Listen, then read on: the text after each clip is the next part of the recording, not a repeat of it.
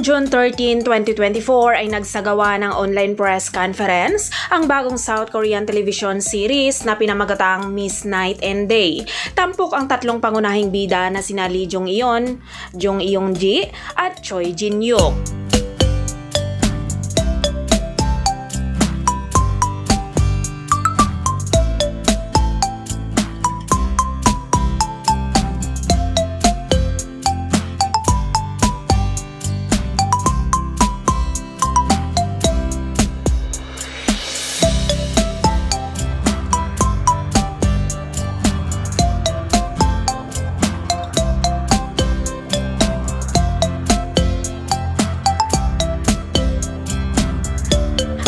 Miss Night and Day ay isang romantic comedy drama tungkol sa isang dalagang naghahanap ng trabaho na biglang natagpuan ang kanyang sarili na nakulong sa katawan ng isang 50 taong gulang na babae at isang bihasang prosecutor na nasangkot sa kanya sa araw at gabi.